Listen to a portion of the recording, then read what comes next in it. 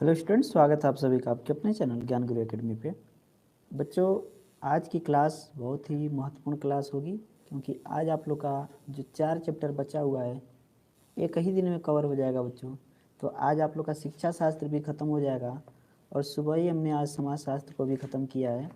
2 दिन पहले आप लोग का बच्चों गृह विज्ञान भी ख़त्म हो चुका है, ठीक है। और एक मैराथन जा चुका आप लोग का एक पूरी की पूरी बुक का बच्चों अर्थशास्त्र का। तब पूरा का पूरा आप लोग का अर्थशास्त्र कंप्लीट हो चुका है, ठीक है।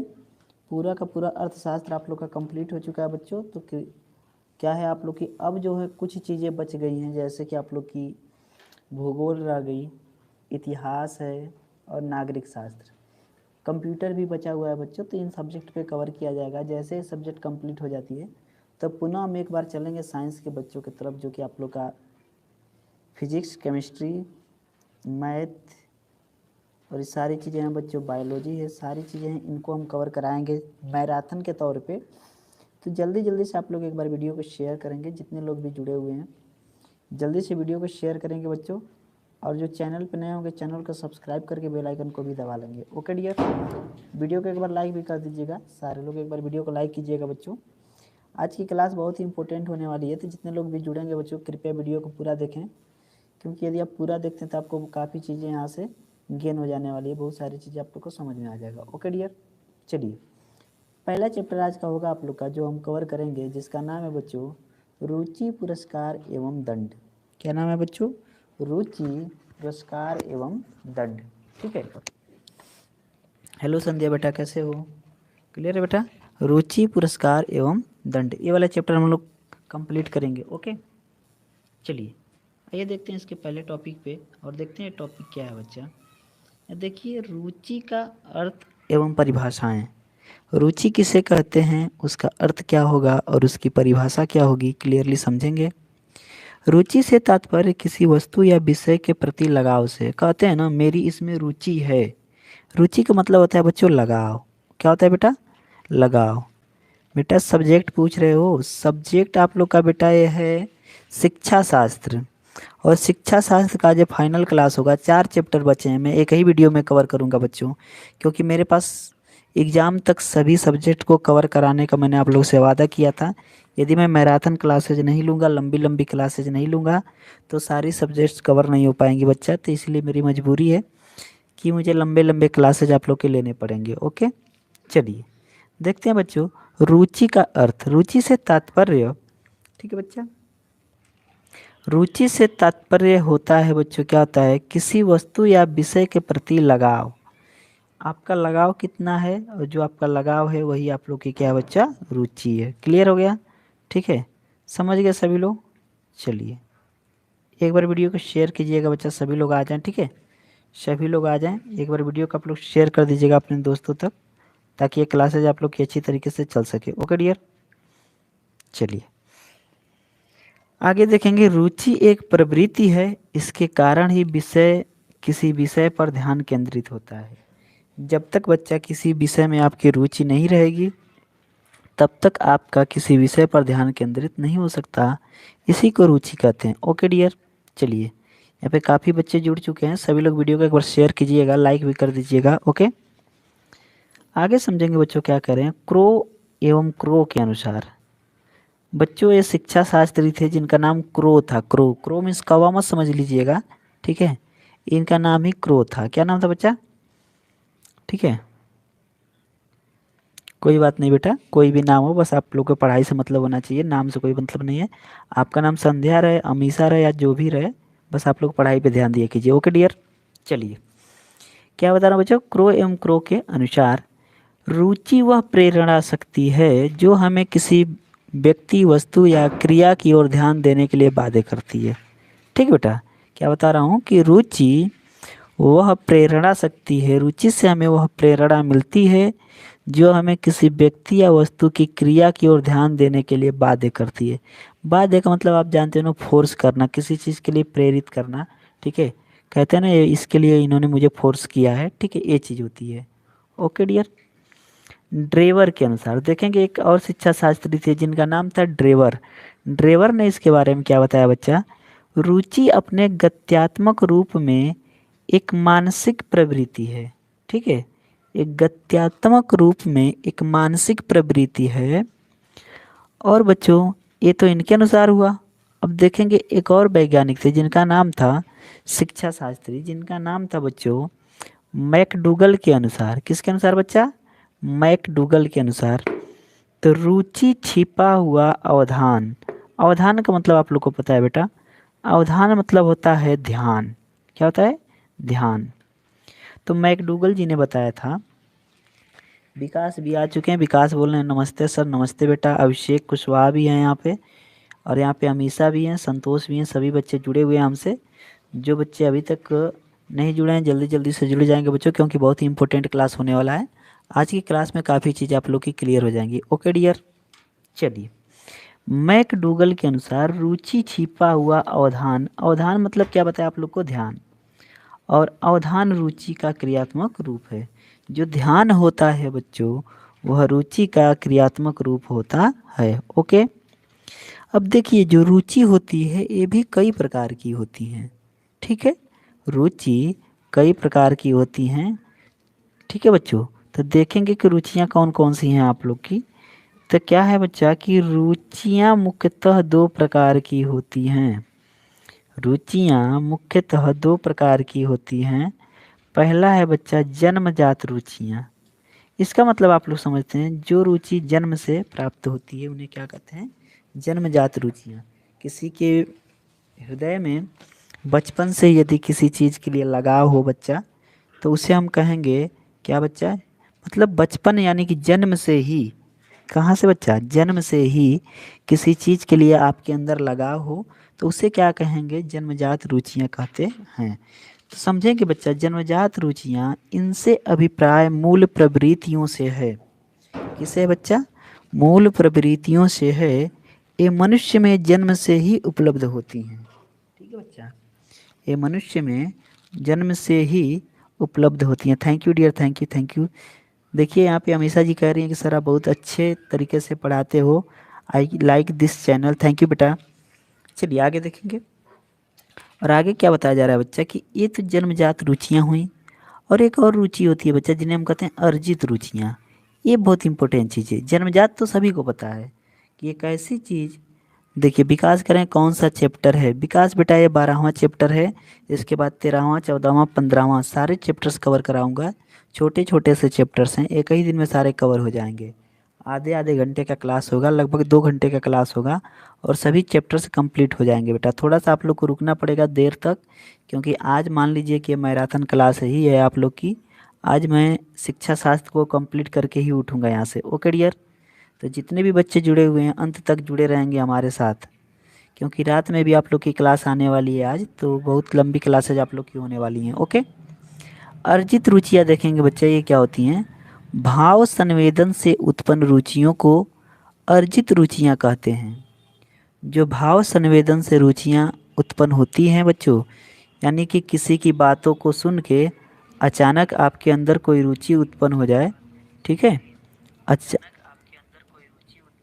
ठीक है, तो उसे क्या कहते हैं बच्चों? भाव संवेदन रुचियाँ कहते हैं। क्लियर है? इन्हीं को अर्जित रुचियाँ कहते हैं। समझ गए बच्चा? ठीक है, क्या कहते हैं? इन्हीं को अर्जित रुचियाँ कहते हैं। अब देखिए, रुचि जो होती है इनके कुछ लक्षण भी होते हैं। ठीक है, क्या होते हैं? लक्षण भी होते हैं। तो क्लियरली उन्हें समझेंगे क्या होते हैं इनके लक्षण। ठीक है, देखो बेटा, रुचि के लक्षण। रुचि एक प्रवृत्ति है। रुचि क्या है? एक प्रवृत्ति है। इस प्रवृत्ति के कारण ही किसी विषय पर ध्यान केंद्रित होता है। जब किसी के अंदर यह प्रवृत्ति होती है, तो इसके कारण ही किसी विषय पर ध्यान केंद्रित होता है।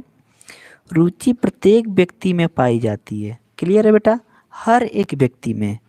इस दुनिया का प्रत्येक शख्स, प्रत्येक व्यक्ति जो जीवित है, सबके अंदर रुचि पाई जाती है। क्लियर है बेटा ना? सभी के अंदर रुचि पाई जाती है। तो रुचि प्रत्येक व्यक्ति में पाई जाती है, हालांकि इसका स्वरूप अलग अलग व्यक्तियों में अलग अलग होता है। जैसे जैसे व्यक्ति होते हैं उनका स्वरूप अलग अलग व्यक्तियों में अलग अलग होता है। सामान्यतः रुचि के तर्क के आधार पर सार्थकता सिद्ध नहीं की जा सकती। ये बात बहुत इंपॉर्टेंट है बेटा। ठीक है। देखिए बेटा, जो बच्चे कमेंट करेंगे सर ठीक से नहीं दिख रहा है, तो बेटा एक बार आप लोग क्या करो, अपनी क्वालिटी बढ़ा लो। यहाँ स्पष्ट तौर पे मैं चेक कर पा रहा हूँ कि बिल्कुल क्लियर आ रहा है, ठीक है बेटा। यहाँ पे मैं अपने सिस्टम पे जहाँ तक चेक कर पा रहा हूँ तो क्लियरली वॉइस भी क्लियर है बेटा, और यहाँ पे क्वालिटी, वीडियो क्वालिटी भी क्लियर है। तो आप लोग थोड़ा सा आप क्या करें, थोड़ी सी अपनी यहाँ पे क्या करें बच्चा, 3 डॉटेड है लेफ्ट में, लेफ्ट साइड में देखिएगा, यूट्यूब के लेफ्ट साइड में 3 डॉटेड है, वहाँ पे जाके आप थोड़ा वीडियो क्वालिटी 360 पे कर लीजिएगा, क्लियर हो जाएगा। Okay dear. चलिए, सामान्यतः रुचि के तर्क के आधार पर सार्थकता सिद्ध नहीं की जा सकती, क्योंकि यह इस प्रवृत्ति के का भावनात्मक पक्ष है। यह एक प्रबल प्रेरक शक्ति भी है, ठीक है बच्चों। यह एक, बिल्कुल बेटा, बिल्कुल बिल्कुल, यह एक प्रबल प्रेरक शक्ति भी है। किसी भी कार्य को व्यक्ति रुचिकर होने पर ही उचित प्रकार से कर सकता है। ओके। अब सबसे बड़ी चीज़ ये है बच्चा कि शिक्षा के क्षेत्र में रुचि उत्पन्न करने के उपाय या फिर क्या कारक हैं। जो शिक्षा का क्षेत्र है हमारा, इसमें यदि रुचि उत्पन्न करनी है तो इसके क्या क्या कारक होंगे और क्या क्या इसके उपाय हो सकते हैं। ये बहुत ही बढ़िया प्रश्न है बेटा। ये आप सभी बच्चों, यदि स्टूडेंट्स हैं तो सभी को पता होना चाहिए, चाहे वो साइंस के बच्चे हों या फिर आर्ट साइंस के बच्चे हों। यदि शिक्षा के क्षेत्र में रुचि उत्पन्न करने हैं तो उसके क्या उपाय हैं, क्लियरली ये चीज़ समझेंगे या फिर क्या कारक हैं। ओके। शिक्षा के क्षेत्र में रुचि उत्पन्न करने के निम्नलिखित उपाय हैं। शिक्षा के क्षेत्र में रुचि उत्पन्न करने के निम्नलिखित उपाय हैं। पहला है बच्चा, देखिएगा, बच्चों की मूल प्रवृत्तियों को पहचान कर उनके अनुरूप रुचि जागृत की जाए। बिल्कुल सही बात है। आप अपने बच्चों को पहचानेंगे कि आखिर उनके अंदर क्या मूल प्रवृत्ति है, ठीक है। बिल्कुल बेटा, स्क्रीनशॉट आप ले सकते हो, कोई वो नहीं है। यदि आपको इसका क्या बोलते हैं, पीडीएफ चाहिए तो आप हमारा टेलीग्राम चैनल ज्वाइन कर सकते हैं। ज्ञान गुरु एकेडमी का ऑफिशियल टेलीग्राम चैनल ज्वाइन कर सकते हैं। क्लियरली वहाँ पे आपको इसका पूरा पूरा पीडीएफ ही मिल जाएगा।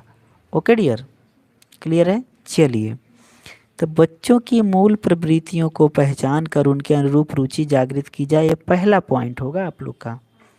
दूसरा पॉइंट ये है कि अध्ययन के लिए अनुकूल एवं शांतिपूर्ण वातावरण का निर्माण किया जाए।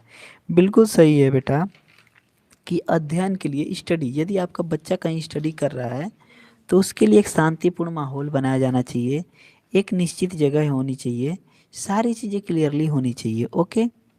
अगला पॉइंट है बच्चा कि शिक्षण के लिए खेल विधि का प्रयोग किया जाना चाहिए। ये भी बहुत ही अच्छा पॉइंट है। यदि खेल विधि का प्रयोग करते हैं तो बच्चों को काफ़ी कुछ अच्छी तरीके से समझ में आएगा और उसकी एक्टिविटी भी बनी रहेगी। Okay dear.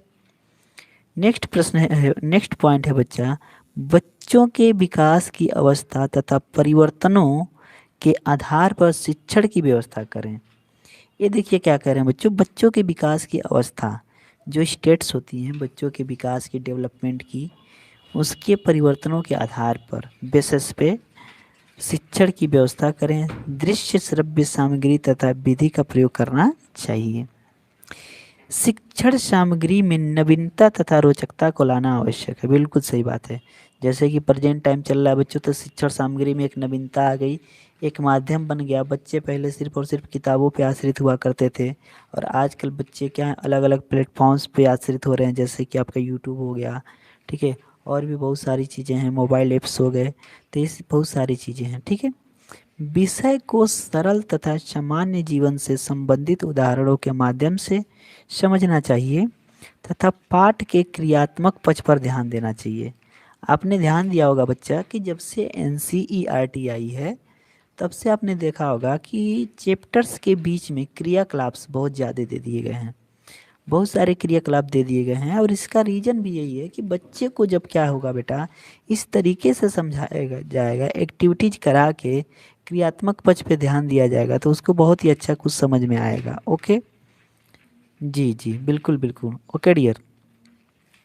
फिर आगे देखेंगे बच्चों, छात्रों के विषय को उनकी आयु तथा मनोवैज्ञानिक के स्तर के अनुकूल बनाए रखना चाहिए एवं उपयुक्त शिक्षण विधियों का प्रयोग किया जाना चाहिए। ठीक है बच्चा, जो भी उपयुक्त शिक्षण विधि है उसका प्रयोग किया जाना चाहिए। ठीक है, क्लियर हो गया। चलिए, मेधावी छात्रों को पुरस्कार एवं सम्मान प्रदान करना चाहिए। मेधावी मतलब आप लोगों को पता है ना, जो विद्यार्थी अपने विद्यालय में अव्वल हो, पढ़ने में अच्छा खासा हो, अच्छे खासे नंबर्स आते हों, वो मेधावी या तेज कहलाता है। ठीक है, तो ऐसे छात्रों को पुरस्कार और सम्मान दिया जाना चाहिए ताकि उसे देखकर कुछ छात्र और भी प्रेरित हों। ठीक है बेटा, क्लियर हो गया। चलिए आगे देखेंगे बच्चों, आगे देखेंगे और आगे क्या ये चीज़ समझेंगे अच्छी तरीके से। रुचि और योग्यता का घनिष्ठ संबंध, ये बहुत इंपॉर्टेंट पॉइंट है बेटा, और इससे आप लोग अच्छी तरीके से समझेंगे कि रुचि और योग्यता का घनिष्ठ संबंध क्या है। रुचि और योग्यता में घनिष्ठ संबंध है, वास्तव में व्यक्ति अपनी रुचि के अनुरूप किसी कार्य को अधिक लगन एवं निष्ठा से करता है। ठीक है, वास्तव में जो व्यक्ति होता है अपनी रुचि के अनुरूप किसी कार्य को अधिक लगन एवं निष्ठा से करता है, इसी कारण व्यक्ति उस कार्य को अधिक कुशलतापूर्वक तथा उचित ढंग से करता है। ठीक है, अधिक कुशलतापूर्वक तथा उचित ढंग से करता है। इस स्थिति में व्यक्ति उस कार्य विशेष को करने की योग्यता विकसित कर लेता है। जो कार्य विशेष होता है उसको करने की योग्य होता है, उसमें वो योग्यता विकसित कर लेता है। इसके विपरीत यदि कोई व्यक्ति योग्यता पूर्वक किसी कार्य को करता है, इसके पूर्वक बेटा योग्यता पूर्वक किसी कार्य को करता है, तो वह उस कार्य के प्रति रुचि का विकास कर लेता है। ठीक है बच्चा, वह उस कार्य के प्रति रुचि का विकास कर लेता है। ओके, क्लियर है बेटा। उपरोक्त विवेचना से यह स्पष्ट है कि उपरोक्त विवेचना से यह स्पष्ट है कि योग्यता एवं रुचि में घनिष्ठ संबंध है। ठीक है बच्चों, योग्यता एवं रुचि में घनिष्ठ संबंध हैं। ओके, चलिए आगे देखेंगे बच्चों, पुरस्कार का अर्थ एवं परिभाषाएं। पुरस्कार का अर्थ क्या है और परिभाषाएं क्या क्या है। ठीक है, अब यहाँ पे पुरस्कार की बात आ गई बच्चों, क्लियरली किसकी बात आ गई, पुरस्कार की बात आ गई। तो स्वस्थ प्रतिस्पर्धा, उचित एवं उत्तम कार्यों को करने हेतु तथा व्यक्ति को प्रेरित व प्रोत्साहित करने हेतु पुरस्कार दिया जाता है। समझ गए आप लोग, जो स्वस्थ प्रतिस्पर्धा होती है, उचित एवं उत्तम कार्य होते हैं, उनको करने हेतु तथा व्यक्ति को प्रेरित तथा प्रोत्साहित करने हेतु पुरस्कार दिया जाता है। सीखने में जो सीखने में पुरस्कार प्रेरणा एवं प्रेरक बल के रूप में कार्य करता है। ये बात बिल्कुल सही है बच्चों, इसी के लिए हरलाक ने कुछ कहा था। हरलाक भी आपके एक शिक्षा शास्त्री थे। ठीक है बच्चों, तो देखिएगा हरलाक जी ने क्या कहा था। हरलाक के अनुसार पुरस्कार वांछित कार्यों के साथ सुखद साहचर्य स्थापित करने का साधन है। सुखद साहचर्य, एक्सक्यूज मी बेटा, थोड़ा सा कॉल आ रहा है, थोड़ा सा रिसीव कर लें। हेलो, खुश रहो। हाँ ठीक, sorry for interrupted dear. Actually बेटा हुआ क्या है कि मैं आप लोग को क्या बता रहा था कि हरलाक जो एक शिक्षा शास्त्री थे, उन्होंने क्या कहा था उस चीज़ को समझेंगे कि पुरस्कार वांछित कार्यों के साथ सुखद साहचर्य स्थापित करने का साधन है। रायबर्न के अनुसार देखेंगे, एक भी बहुत ही अच्छे शिक्षा शास्त्री थे बच्चों, तो रायबर्न जी ने क्या कहा था वो भी समझते हैं। पुरस्कार व्यक्ति में अच्छे कार्य करने की प्रेरणा जागृत करते हैं। जो पुरस्कार होते हैं वह व्यक्ति में क्या करते हैं, अच्छे कार्य करने की प्रेरणा जागृत करते हैं। और बिल्कुल सही कहा था शिक्षा शास्त्री रायबर्न जी ने, क्योंकि बेटा क्या मैं आप लोग को बता रहा था कि जो शिक्षा शास्त्री रायबर्न हैं बच्चा, ठीक है, इन्होंने इस चीज़ को बताया कि यदि किसी को पुरस्कार दिया जाता है तो वो अच्छे कार्य करने के लिए प्रेरित हो जाता है। ठीक है बच्चा, क्लियर है ना, वह अच्छे कार्य करने के लिए प्रेरित हो जाता है। ठीक है, अब अगला है पुरस्कार के प्रकार। पुरस्कार कितने प्रकार के होते हैं, ये बहुत इम्पोर्टेंट है बच्चा। पुरस्कार को दो मुख्य प्रकारों में विभाजित किया जा सकता है, यानी कि पुरस्कार मुख्य रूप से दो प्रकार के हैं। पुरस्कार मुख्य रूप से दो प्रकार के हैं। तो पहला है बच्चा भौतिक पुरस्कार, जिसके अंतर्गत पुस्तकें, आपने देखा होगा कुछ लोग को पुस्तकों प्राप्त करते हुए मेडल भी मिलता है, ट्रॉफी आदि शामिल होती हैं। ये भौतिक पुरस्कार है बच्चों। कौन कौन सा है बच्चा आप लोग का? मेडल, पुस्तकें, ट्रॉफी आदि सभी भौतिक पुरस्कार हैं। वही दूसरे होते हैं बच्चों आप लोग का सामाजिक या आर्थिक पुरस्कार। इसमें प्रमाण पत्र, छात्रवृत्ति, सम्मान आदि सम्मिलित है। इन मुख्य प्रकारों को दो अन्य उप प्रकारों में भी विभाजित किया गया है। इनको अलग अलग प्रकारों से विभाजित किया गया है। ठीक है, पहला है बच्चा मूर्त प्रकार। क्या है?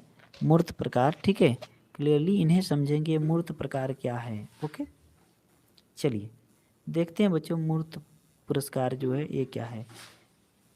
किसी मूर्त वस्तु या सामग्री के रूप में दिए जाने वाले पुरस्कार को मूर्त पुरस्कार कहते हैं। क्या कहते हैं बच्चों? मूर्त पुरस्कार कहते हैं। जैसे छात्रवृत्ति, सुविधाएं, प्रमाण पत्र, मेडल तथा उपयोगी वस्तुएं। ओके, दूसरा है अमूर्त पुरस्कार। क्या है बच्चा? अमूर्त पुरस्कार किसी अमूर्त रूप में दी जाने वाली सामग्री को अमूर्त पुरस्कार कहा जाता है। जैसे प्रशंसा करना, कृपा दृष्टि दिखाना, पीठ ठोकना। आपने देखा होगा ना, लोग खुश होकर पीठ थपथपा देते हैं। ठीक है, और फिर क्या देखा होगा कि कोई किसी के ऊपर कृपा कर देता है, किसी की कोई प्रशंसा कर देता है। ये सभी अमूर्त पुरस्कार हैं। ओके डियर, चलिए आगे देखेंगे बच्चों अगला पॉइंट क्या कह रहा है। और ये बहुत ही इम्पोर्टेंट पॉइंट है आप लोग का ये। पुरस्कार देने के उद्देश्य। यदि हम पुरस्कार किसी को देते हैं तो इसका क्या उद्देश्य है? आखिर पुरस्कार देने का उद्देश्य क्या है बच्चा? ये चीज़ समझेंगे। पुरस्कार देने के उद्देश्य निम्नलिखित हैं।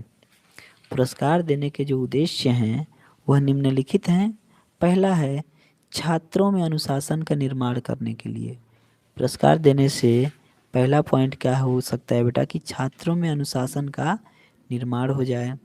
दूसरा पॉइंट छात्रों में शिक्षकों के प्रति आदर भाव विकसित करने के लिए। छात्रों में शिक्षकों के प्रति आदर भाव विकसित करने के लिए।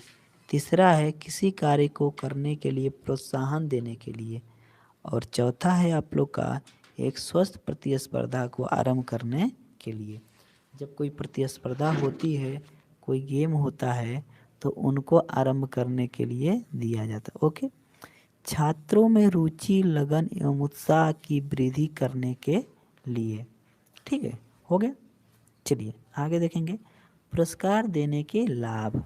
यदि किसी को पुरस्कार दिया जा रहा है तो उसके क्या क्या लाभ हैं, ये भी समझना बहुत ज़रूरी है।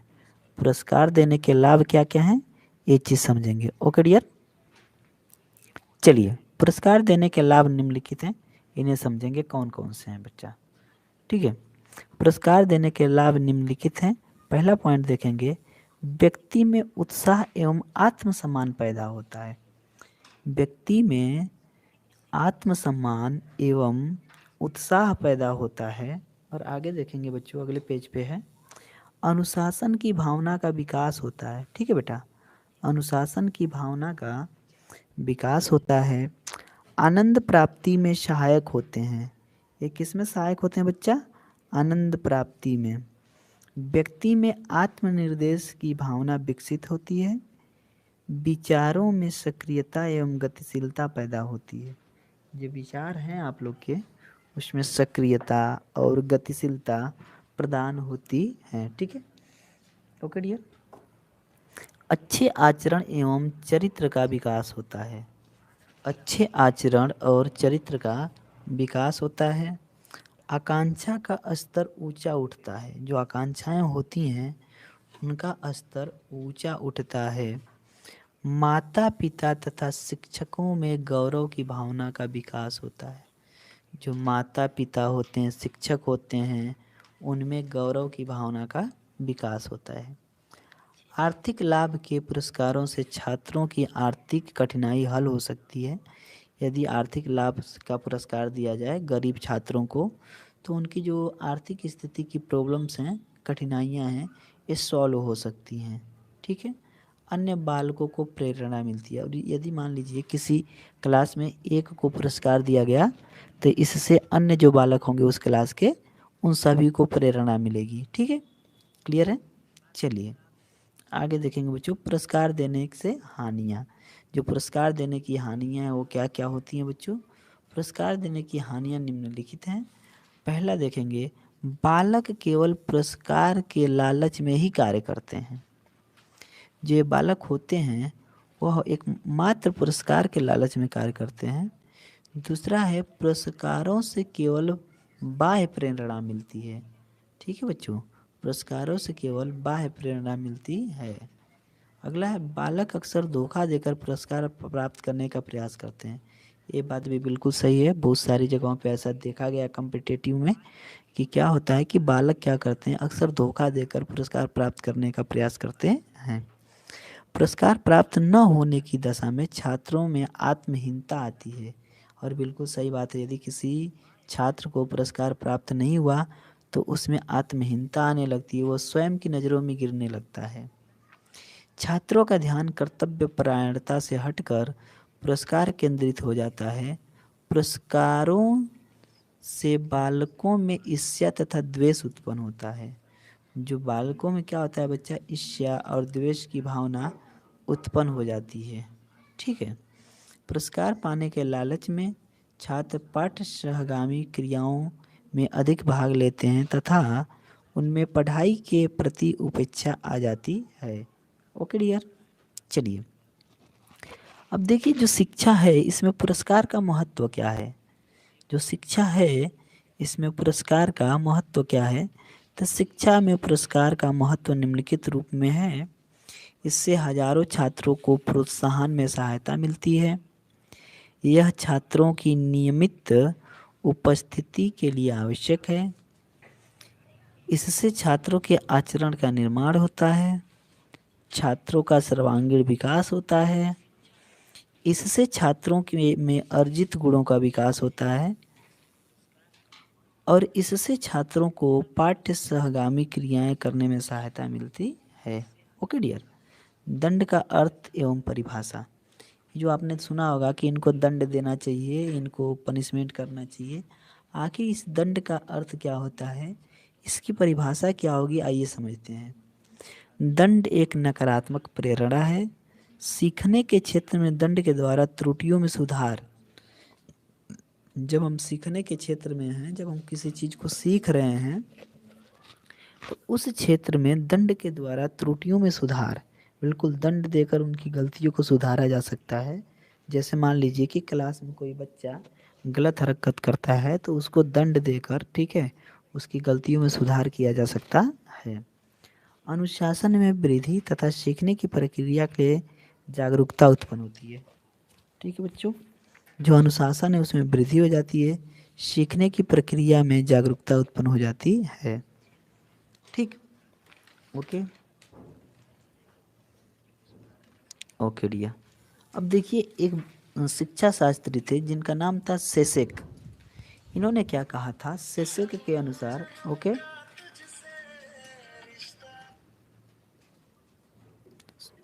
Excuse me dear, hello hello hello,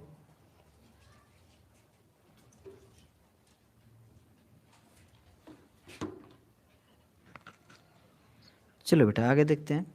आगे क्या आप लोग का क्या बता रहा था मैं, दंड जो सेसेक हैं इनके अनुसार क्या हुआ था कि दंड अवांछित व्यवहार को दूर करने का दमनात्मक साधन है। ठीक है, ये दमनात्मक साधन है। क्लियरली ये चीज़ समझिएगा कि इससे क्या किया जाता है कि अवांछित व्यवहार को दूर किया जाता है। ठीक है कोई नहीं डियर, चलिए होता है। ठीक है, दंड के प्रकार, दंड के प्रकार बच्चों समझेंगे। दंड के प्रकार निम्नलिखित हैं। दंड के प्रकार क्या है बच्चों, निम्नलिखित हैं। पहला होता है बच्चा आप लोग का कठोर दंड। ये बहुत इंपॉर्टेंट है, कठोर दंड। दूसरा होता है मृदुल दंड, ठीक है। तीसरा होता है मानसिक दंड, और चौथा होता है सामाजिक दंड। पांचवा है आर्थिक दंड, और आप लोग का मनोवैज्ञानिक दंड, शारीरिक दंड। ठीक है बच्चा, ओके डियर। तो ये हुए दंड के प्रकार, क्लियर है बच्चा। ये हैं दंड के प्रकार। पहला कठोर दंड, इसमें क्या होता है, किसी को बहुत कठोर से बहुत स्ट्रिक्टली दंड दिया जाता है। दूसरा है मृदुल दंड, बिल्कुल प्रेम पूर्वक दंड देना। मानसिक दंड, किसी को बिल्कुल मानसिक तौर पे दंड देना, ठीक है। और फिर सामाजिक दंड, समाज के सामने किसी की बेइज्जती कर देना, इतनी ज़बरदस्त बेइज्जती कर देना, वो भी एक दंड ही हुआ बेटा। आर्थिक दंड, जिसे मान लीजिए कि गलती करने पे 50 रुपया, 100 रुपया, 200 रुपया, हमने बोला कि यदि आज तुम क्लास नहीं आओगे तो 50 रुपये का फाइन लगेगा, ये आर्थिक दंड हो गया आपका। मनोवैज्ञानिक दंड, जो साइको दंड होता है बच्चों, बिल्कुल उनके दिमाग पे प्रेशर बन जाता है इससे। और शारीरिक दंड, शारीरिक दंड में क्या होता है, किसी को मार पीट के दंड दिया जाता है, ठीक है। ओके डियर, चलिए फिर बच्चों आप देखेंगे कि दंड के उद्देश्य। ओके डियर, दंड के उद्देश्य, दंड के उद्देश्य निम्नलिखित हैं। कौन कौन से हैं बच्चा? पहला है प्रतिकारात्मक उद्देश्य, इसका उद्देश्य बदला लेना होता है। क्या होता है बच्चा? बदला लेना होता है, प्रतिकारात्मक उद्देश्य। और इसका उद्देश्य क्या होता है? बदला लेना होता है। सुधारात्मक उद्देश्य, यह अपराधी में सुधार की प्रवृत्ति का विकास करता है, ठीक है बच्चा। क्या करता है? अपराधी में सुधार की प्रवृत्ति का विकास करता है। प्रतिबंधात्मक उद्देश्य, यह अपराधी को भविष्य में अपराध करने से रोकने के लिए होता है। और उदाहरण प्रस्तुत करने के उद्देश्य, इससे भी दंड दिया जाता है। ओके डियर, इससे भी दंड दिया जाता है। दंड व्यवस्था से लाभ, समझेंगे दंड व्यवस्था से लाभ क्या क्या है। दंड देने का उद्देश्य सुधार करना है। यदि शिक्षण में दंड की व्यवस्था न हो तो बालक कभी भी वांछित व्यवहार नहीं सीख सकता। इसलिए दंड देने से निम्नलिखित लाभ प्राप्त होते हैं। दंड देने से निम्नलिखित लाभ प्राप्त होते हैं। ओके, अब देखेंगे बच्चों, बच्चे गलतियां करने से बचते हैं तथा पुनः कोई अपराध नहीं करते। बिल्कुल सही बात है।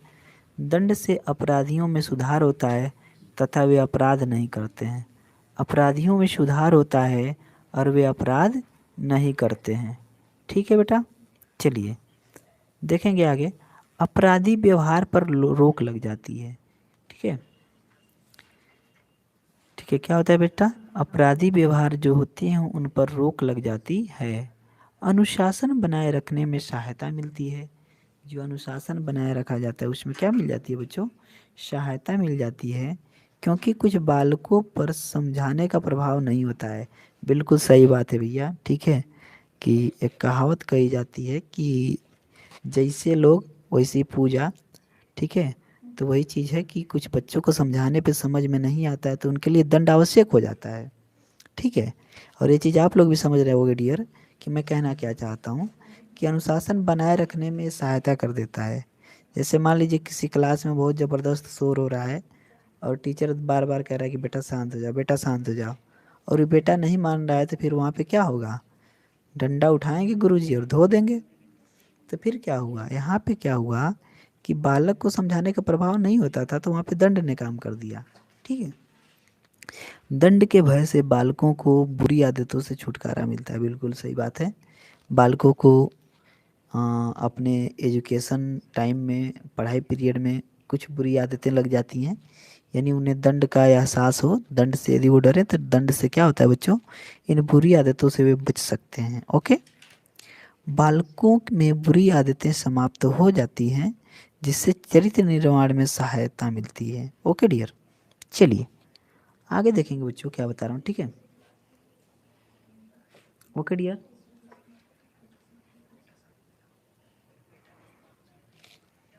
देखेंगे दंड व्यवस्था से हानियाँ। दंड व्यवस्था से निम्नलिखित हानियाँ होती हैं। पहला है बच्चा आप लोग का, गलतियाँ तथा अपराधों पर अधिक बल देने से नकारात्मक दृष्टिकोण विकसित होता है। दंड का प्रभाव अस्थायी होता है। जो दंड का प्रभाव होता है डियर, वो क्या होता है? अस्थायी होता है, ठीक है। दंड से दंडित व्यक्ति के मन में प्रतिरोध की भावना विकसित होती है, भावना ग्रंथियों का निर्माण होता है। बार बार दंड देने से बालक दंड की परवाह नहीं करता। ये बात भी सत्य है। यदि किसी को बार बार एक ही चीज के लिए दंड दो तो धीरे धीरे क्या होता है, वो उसका आदी हो जाता है। ओके। दंड मानसिक विकास में बाधा पहुंचाता है। जो दंड होता है, ठीक है बच्चा, वो मानसिक विकास में, ठीक है, बाधा पहुंचाता है। शिक्षा में दंड का महत्व। शिक्षा में दंड का महत्व निम्नलिखित रूप में है। यह छात्रों में अनुशासन हेतु आवश्यक है। इसमें छात्रों के आचरण में सुधार होता है। इससे बाल अपराधों पर नियंत्रण लगता है। इससे अभ्यास में वृद्धि होती है। इससे सामाजिक नियंत्रण बना रहता है। ओके डियर, इससे जो सामाजिक नियंत्रण होता है वो क्या होता है, बना रहता है। ओके, समझ गए। चलिए, शिक्षा में दंड की उपयोगिता, और जैसे ही ये चीज मैं पढ़ाऊंगा ये चैप्टर हो जाएगा खत्म। दंड एक नकारात्मक प्रेरणा है। सीखने के क्षेत्र में दंड के द्वारा त्रुटियों में सुधार, अनुशासन में वृद्धि तथा सीखने में जागरूकता उत्पन्न होती है। आचरण में सुधार, अपराध पर नियंत्रण इसकी मुख्य विशेषता है। ठीक है, क्लियर हो गया ना बच्चों? इसकी मुख्य विशेषता है, इसकी मुख्य उपयोगिता है। सो बच्चों, जोरदार तरीके से आप लोग एक बार वीडियो को शेयर कीजिए, और क्या कीजिए बच्चा, अभी तक चैनल पे नए हैं तो चैनल को सब्सक्राइब करके बेल आइकन दबा लीजिए, वीडियो को लाइक भी कर दीजिए, क्योंकि ये चैप्टर आप लोग का हो गया है खत्म।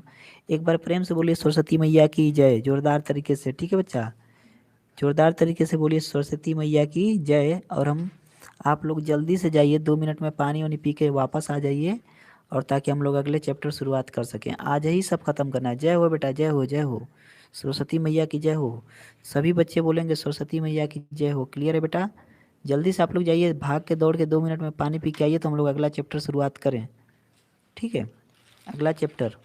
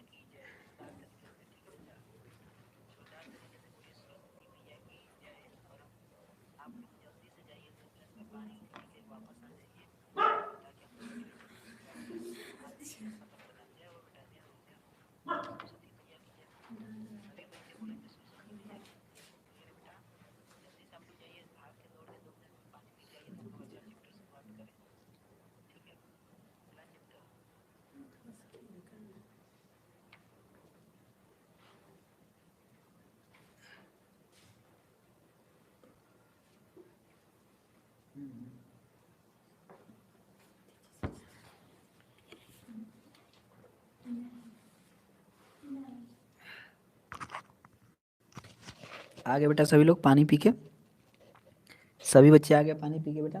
चलिए, वीडियो को एक बार शेयर कर दीजिएगा आप लोग अपने दोस्तों तक, और ताकि हम लोग क्या कर सके बच्चों, इस चैप्टर की शुरुआत कर सकें। ओके डियर, चलो, जो 13वां चैप्टर है आप लोग का, यह है मानसिक स्वास्थ्य एवं मानसिक स्वास्थ्य विज्ञान।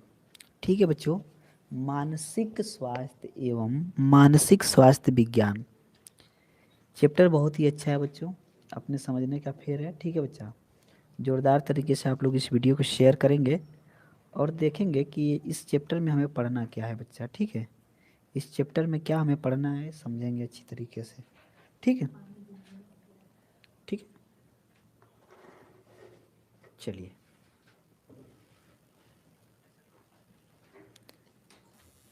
चलिए देखते हैं मानसिक स्वास्थ्य क्या। सबसे पहले चैप्टर की शुरुआत इसी हेडिंग से करते हैं, मानसिक स्वास्थ्य क्या है बच्चों। ठीक है, मानसिक स्वास्थ्य समझेंगे। ठीक है, देखो मानसिक स्वास्थ्य क्या है। मानसिक स्वास्थ्य से आशय मानव का अपने व्यवहार में संतुलन से है। ठीक है, मानसिक स्वास्थ्य से आशय मानव का अपने व्यवहार में संतुलन से है। बिल्कुल सही बात है बेटा। यदि किसी को बहुत कुछ ज़्यादा कोई बोल देता है तो लोग कहते हैं तुम्हारा मानसिक संतुलन खराब हो गया, मतलब तुम पागल हो गए हो। तो यही चीज़ हुआ मानसिक संतुलन का मतलब। ठीक है। मानसिक संतुलन से आशय किससे है बच्चों? मानव का अपने व्यवहार में संतुलन से है। यदि आप अपने व्यवहार में संतुलन को बनाए रखते हैं, आपका मानसिक संतुलन बना हुआ है बच्चा, ठीक है, तो क्या होगा बच्चा? ठीक है, वहाँ पे आपका क्या है बच्चा? मानसिक स्वास्थ्य बना हुआ है। यह संतुलन प्रत्येक अवस्था में बना रहना चाहिए। बिल्कुल सही बात है भैया, ठीक है। आप बच्चे हो, बुढ़े हो या फिर क्या हो, यंगेस्ट हो, आपका यह संतुलन बने रहना चाहिए, ठीक है। इस प्रकार मानसिक स्वास्थ्य व्यक्ति की एक दशा एवं लक्षण है, ठीक है बच्चों। क्या बता रहा हूँ बच्चा कि ये मानसिक स्वास्थ्य व्यक्ति की एक दशा एवं लक्षण है। मानसिक स्वास्थ्य की परिभाषाएं। मानसिक स्वास्थ्य की निम्नलिखित परिभाषाएं हैं बच्चों। पहला देखिएगा कि हेल्डफील्ड के अनुसार, ये भी एक शिक्षा शास्त्री थे, हेल्डफील्ड इनका नाम था, और इनके अनुसार क्या हुआ था ये समझेंगे कि मानसिक स्वास्थ्य संपूर्ण व्यक्ति का पूर्ण सामंजस्य के साथ कार्य करना है, अर्थात संपूर्ण व्यक्तित्व की पूर्ण एवं संतुलित क्रियाशीलता को मानसिक स्वास्थ्य कहते हैं, ठीक है। ओके डियर, चलिए यहाँ देखेंगे कि एक और शिक्षा शास्त्री थे जिनका नाम था लैडेल। क्या नाम था बच्चों? लैडेल। लैडेल ने क्या कहा था वो समझेंगे। लैडेल के अनुसार मानसिक स्वास्थ्य से अभिप्राय वास्तविकता के धरातल पर वातावरण से पर्याप्त समायोजन करने की योग्यता है। उसी तरीके से बच्चों एक और थे, उनका नाम है आरसी कुल्हन। क्या नाम है बच्चों? आरसी कुल्हन। कितना अच्छा नाम है, आरसी कुल्हन। कुल्हन जी ने क्या कहा था समझिएगा आप लोग, ठीक है। कुल्हन जी ने क्या कहा था समझिएगा आप लोग कि मानसिक स्वास्थ्य एक उत्तम समायोजन है जो भग्नाशा से उत्पन्न तनाव को कम करता है, ठीक है, तथा भग्नाशा उत्पन्न करने वाली परिस्थितियों में रचनात्मक परिवर्तन करता है। ओके डियर, एक कुल्हन जी के अनुसार था। अब कप्पू स्वामी के अनुसार देखेंगे, ठीक है। एक कप्पू स्वामी भी एक बहुत ही अच्छे शिक्षा शास्त्री थे, और देखेंगे इनके अनुसार क्या था। कप्पू स्वामी के अनुसार मानसिक स्वास्थ्य का अर्थ दैनिक जीवन में भावनाओं, इच्छाओं, महत्वाकांक्षाओं एवं आदर्शों में संतुलन बनाए रखने की योग्यता है। इसका अर्थ जीवन की वास्तविकताओं का सामना करने तथा उनको स्वीकार करने की योग्यता है, ठीक है। ओके डियर, समझ गए सभी बच्चे? समझ गए? चलिए अब देखेंगे मानसिक स्वास्थ्य के उद्देश्य क्या होते हैं भैया।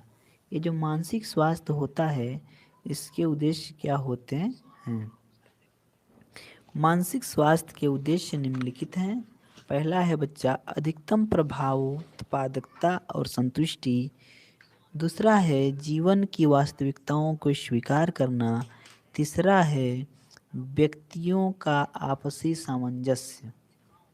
मानसिक स्वास्थ्य के निम्नलिखित 3 पक्ष हैं। प्रत्येक व्यक्ति को अपनी मानसिक प्रवृत्तियों, क्षमताओं, शक्तियों तथा अर्जित क्षमताओं को प्रकट करने का अवसर मिलना चाहिए। व्यक्ति की क्षमताओं में पारस्परिक समायोजन स्थापित होना चाहिए। व्यक्ति की समस्त प्रवृत्तियां एवं कार्य किसी उद्देश्य की ओर सक्रिय होने चाहिए। मानसिक रूप से स्वस्थ व्यक्ति के लक्षण, ठीक है। जो मानसिक रूप से स्वस्थ व्यक्ति होते हैं उनका लक्षण देखेंगे बच्चों। स्वमूल्यांकन की योग्यता का होना, समायोजनशीलता का गुण पाया जाना, आत्मविश्वास से पूर्ण होना या आत्मविश्वास की अधिकता। बच्चों नेक्स्ट हेडिंग जो आप लोग की है, नेक्स्ट पॉइंट जो आप लोग का है वह यह है कि मानसिक स्वास्थ्य को प्रभावित करने वाले कारण या कारक, ठीक है। क्या है बच्चा? मानसिक स्वास्थ्य को प्रभावित करने वाले कारक क्या हैं, कारण क्या हैं? तो बच्चा पहला पॉइंट है वंशानुक्रमणीय कारण। क्या है? वंशानुक्रमणीय कारण, ठीक है। ओके डियर, तो कुछ मानसिक रोग वंशानुक्रमित रोग होते हैं। और दूसरा है बच्चा शारीरिक कारण। शारीरिक रोगों का कारण मानसिक रोग होते हैं, ठीक है। जो शारीरिक रोग होते हैं उनका कारण मानसिक रोग ही है। पारिवारिक कारण समझेंगे। बालक को परिवार में प्यार, दुलार एवं उत्तम पोषक आहार न मिलने के कारण भी आगे चल के वह मानसिक रोगी हो जाता है। बिल्कुल सही बात है। बच्चे को यदि प्यार दुलार की कमी हो गए तो भी वह मानसिक रोगी हो जाएगा। Okay dear. आर्थिक कारण, आर्थिक कारण समझेंगे। परिवार की आर्थिक स्थिति भी मानसिक अस्वस्थता का प्रमुख कारण है। सामाजिक कारण बच्चों, परिवार, पड़ोस तथा समाज में आदर सम्मान न मिलने पर भी व्यक्ति स्वयं को महत्वहीन समझने लगता है और मानसिक रोगों से ग्रसित हो जाता है। ठीक है बच्चों, वह मानसिक रोगों से ग्रसित हो जाता है।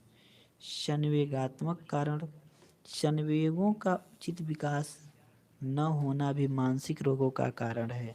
ठीक है बच्चों, ये मानसिक रोगों का कारण है। सांस्कृतिक एवं आकस्मिक कारण, ये बहुत इंपॉर्टेंट पॉइंट है बच्चों कि सामाजिक सामंजस्य स्थापित न होना तथा आकस्मिक घटनाएं भी व्यक्ति को मानसिक रोगी बना देती है।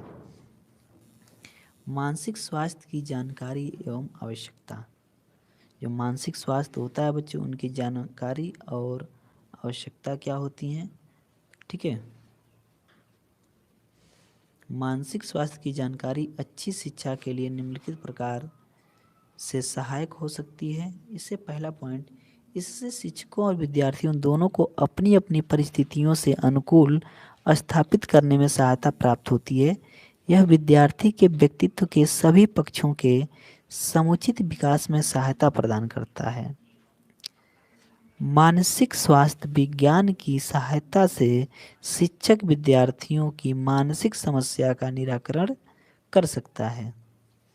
अब यहाँ पे बच्चों अगला पॉइंट है, विद्यार्थियों के स्वस्थ मस्तिष्क का प्रभाव उनकी व्यावसायिक सफलता पर पड़ता है। बालक के मानसिक स्वास्थ्य में परिवार की भूमिका, ठीक है बच्चों, जो बालक है उसके मानसिक स्वास्थ्य में जो परिवार की भूमिका होती है वह क्या होती है, ये चीज़ समझेंगे बच्चों। तो यहाँ पे आप लोग अच्छी तरीके से समझ रहे हैं बच्चों। एक और वैज्ञानिक थे जो शिक्षा शास्त्री आप लोग के थे, उनका नाम था फ्रेंडसन। ठीक है, क्या नाम था बच्चों, फ्रेंडसन। तो फ्रेंडसन के अनुसार परिवार बालक को मानसिक स्वास्थ्य या असमायोजन की दिशा में अग्रसर करता है। बालक के मानसिक स्वास्थ्य में माता पिता की भूमिका महत्वपूर्ण होती है। बालक के मानसिक स्वास्थ्य संबंधी पारिवारिक भूमिका निम्न प्रकार की होनी चाहिए। पहला है बच्चा माता पिता की मानसिक स्वास्थ्य। ठीक है, जो माता पिता का मानसिक स्वास्थ्य होता है उसके बारे में, तो बालक का मानसिक संतुलन तभी स्वस्थ होगा जब माता पिता भी मानसिक रूप से स्वस्थ होंगे। बालक का मानसिक संतुलन तभी स्वस्थ होगा जब माता पिता भी मानसिक रूप से स्वतंत्र होंगे, स्वस्थ होंगे। ओके डियर, तथा बालक का सहयोग करेंगे। वे क्या करेंगे, बालक का सहयोग करेंगे। अगला है विकास की उत्तम दशा। जो विकास की दशा होती है वह उत्तम होनी चाहिए। 6 से लेकर 7 वर्ष की अवस्था में बालक में आत्मविश्वास, स्वतंत्रता और दायित्व की भावना का विकास होता है। यह तभी संभव है जब परिवार में इनके विकास की उत्तम दशाएं प्राप्त हो। ठीक है बच्चों, परिवार में इनके विकास की उत्तम दशाएं प्राप्त हो। परिवार का वातावरण, बच्चों यहाँ समझेंगे जो परिवार का वातावरण है वह कैसा होना चाहिए। तो परिवार के वातावरण के उत्तम मानसिक स्वास्थ्य परिवार एवं शांतिपूर्ण वातावरण के विकास में सहायता होता है। ओके डियर, ठीक है, उसका क्या होता है बच्चों, सहायता होता है। ठीक है,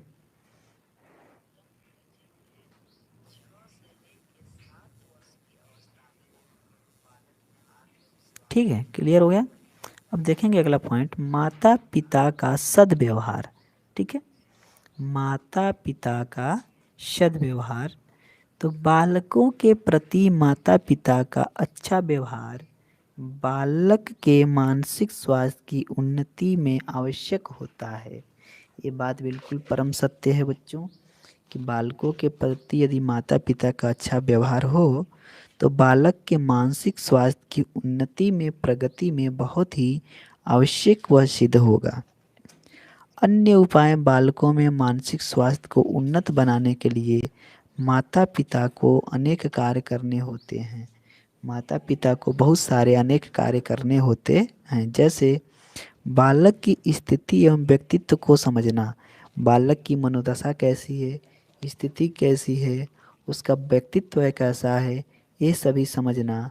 शारीरिक, मानसिक, संवेदनात्मक, सामाजिक एवं नैतिक विकास जैसे तत्वों को उचित दिशा प्रदान करना आदि। बालक की रुचियों एवं मानसिक योग्यताओं के लिए उचित अवसर प्रदान करना, समस्या समाधान में उचित निर्देशन आदि बालक को परिवार द्वारा प्रदान किया जाना चाहिए। ठीक है। बालक के मानसिक स्वास्थ्य के विकास में विद्यालय की भूमिका। भैया देखो, बहुत ही अच्छी बात है, पूछा गया कि बालक का जो मानसिक स्वास्थ्य होता है उसके विकास में विद्यालय और शिक्षक की क्या भूमिका होती है, ये चीज़ पूछा गया। ठीक है। तो स्वास्थ्य विज्ञान की मान्यताओं के अनुसार पूर्ण स्वस्थ व्यक्ति उसे कहा जाता है जो शारीरिक एवं संवेगात्मक रूप से स्वस्थ हो। वो शारीरिक रूप से भी स्वस्थ हो और संवेगात्मक रूप से भी स्वस्थ हो। शारीरिक स्वास्थ्य एवं मानसिक स्वास्थ्य में घनिष्ठ संबंध है। मानसिक स्वास्थ्य शारीरिक स्वास्थ्य के लिए आवश्यक शर्त है। मानसिक स्वास्थ्य जो है शारीरिक स्वास्थ्य के लिए वह क्या है बच्चों, आवश्यक शर्त है। मानसिक रूप से स्वस्थ व्यक्ति आत्मविश्वासी, उत्साही, चिंता एवं संघर्ष से रहित, आत्मनियंत्रित एवं संवेगात्मक, ठीक है बच्चों, आत्मनियंत्रित एवं संवेगात्मक रूप में स्थिर होता है। वह मानसिक तनाव, हताशा आदि को सहन करते हुए सहज भाव से जीवन यापन करता है। अतः मानसिक स्वास्थ्य का ठीक होना प्रत्येक व्यक्ति के लिए आवश्यक है। ठीक है डियर। चलिए, मानसिक स्वास्थ्य और सीखने में सफलता का संबंध। जो मानसिक स्वास्थ्य होता है और सीखना होता है, इनमें सफलता का क्या संबंध है, इसे समझेंगे। मानसिक रूप से स्वस्थ व्यक्ति का जीवन के प्रति सकारात्मक एवं संतुलित दृष्टिकोण होता है। सकारात्मक एवं संतुलित रूप से दृष्टिकोण होता है। मानसिक रूप से स्वस्थ व्यक्ति प्रत्येक कार्य को पूरी निष्ठा, उत्साह, लगन एवं आत्मविश्वास के साथ करता है।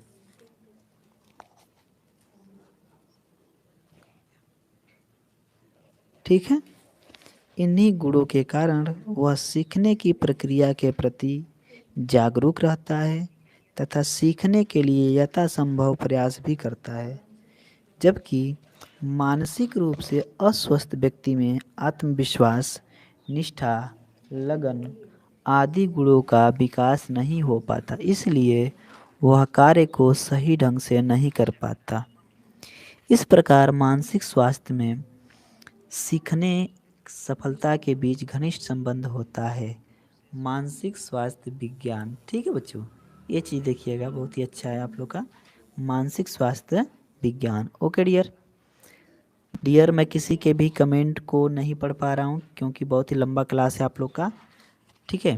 तो यदि कोई बच्चा ऐसा कमेंट कर दे और मैं ना पढ़ पाऊँ तो कृपया आप लोग जब क्लास का अंत हो तो आप लोग कमेंट मैं पढ़ूंगा तो उस समय आप लोग क्या कीजिएगा, कमेंट कर दीजिएगा। ठीक है। ओके। वह विज्ञान जो संतुलित समायोजन एवं स्वस्थ व्यक्तित्व के विकास के लिए मनोव्याधियों, व्यक्तित्व विकारों तथा अन्य असमानताओं के उपचार एवं निवारण के नियमों एवं साधनों का अध्ययन करता है, मानसिक स्वास्थ्य विज्ञान कहलाता है। मानसिक स्वास्थ्य का अध्ययन करने वाला विज्ञान मानसिक स्वास्थ्य विज्ञान कहलाता है। मानसिक स्वास्थ्य विज्ञान का शाब्दिक अर्थ मन को स्वस्थ रखने वाला विज्ञान होता है। मानसिक स्वास्थ्य का जो अर्थ होता है बच्चा, वो क्या होता है, मन को स्वस्थ रखने वाला विज्ञान होता है। ओके, चलिए, मानसिक स्वास्थ्य विज्ञान के अंतर्गत मन को स्वस्थ एवं निरोग रखने के नियमों और विधियों का अध्ययन किया जाता है, जिससे व्यक्ति के उपचारों का भी अध्ययन इस विज्ञान के अंतर्गत किया जाता है। ठीक है बच्चों, ओके। मानसिक स्वास्थ्य विज्ञान का प्रमुख कार्य व्यक्ति के मानसिक स्वास्थ्य की रक्षा करना तथा मानसिक रोग एवं अस्वस्थता उत्पन्न करने वाली परिस्थितियों को न पनपने देना है। जैसे स्वप्न विश्लेषण विधि मानसिक अस्वस्थता के उपचार के लिए प्रयोग में लाई जाती है। A mind that found itself पुस्तक का संबंध मानसिक स्वास्थ्य विज्ञान से है।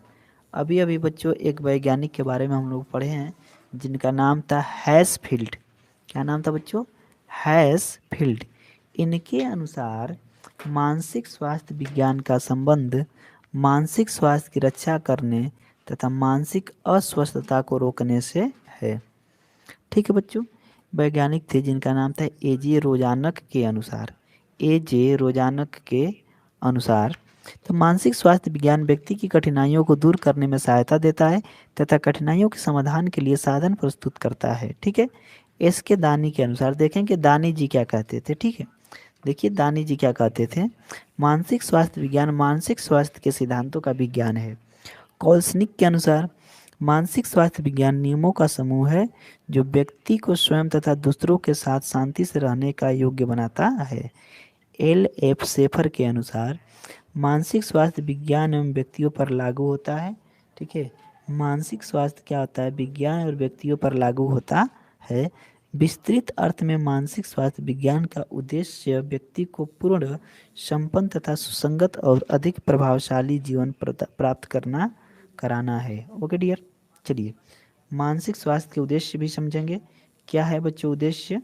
और यहाँ आप देखेंगे कि थोड़ा सा आप लोग का क्या है बच्चों, ब्लर प्रिंटिंग हुई है, यहाँ पे पीडीएफ बनाने में थोड़ी सी गलती हो गई है।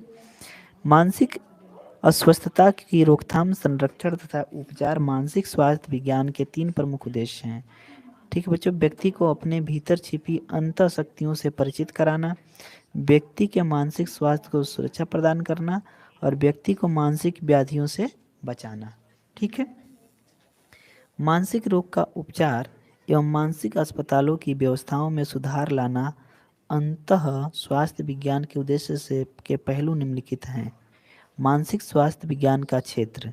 ठीक है बच्चों, देखेंगे कि मानसिक स्वास्थ्य विज्ञान का क्षेत्र क्या है बच्चा? सामान्य व्यक्तियों का अध्ययन करना, मानसिक रोगी का अध्ययन करना, समाज का अध्ययन करना। ठीक है बच्चों, मानसिक स्वास्थ्य विज्ञान के कार्य क्या होते हैं? इसका मुख्य कार्य व्यक्ति के मानसिक स्वास्थ्य की रक्षा करना तथा मानसिक रोग एवं अस्वस्थता उत्पन्न करने वाली परिस्थितियों को न पनपने देना होता है। ठीक है, न पनपने देना होता है। ओके, सो बच्चों प्रेम से बोलिए सरस्वती मैया की जय। ये चैप्टर भी आप लोग का कंप्लीट हुआ। और एक बार जोरदार तरीके से वीडियो को शेयर कर दीजिएगा। आप लोग चैनल पर नए हैं तो चैनल को सब्सक्राइब करके बेल आइकन जरूर दबा लीजिएगा। वीडियो को लाइक भी कर दीजिएगा। जल्दी से 2 मिनट में आप लोग पानी पी के आ जाइए, क्योंकि हर एक चैप्टर को समाप्त होने पर मैं आप लोग को 2 मिनट को पानी पीने का ब्रेक देता हूँ। तो सभी बच्चे जल्दी से जाएँ, जो बहुत देर से लाइव बैठे हुए हैं जल्दी से जाएँ, आप लोग पानी वानी पीकर जल्दी से 2 मिनट में वापस आ जाएँ। Okay dear.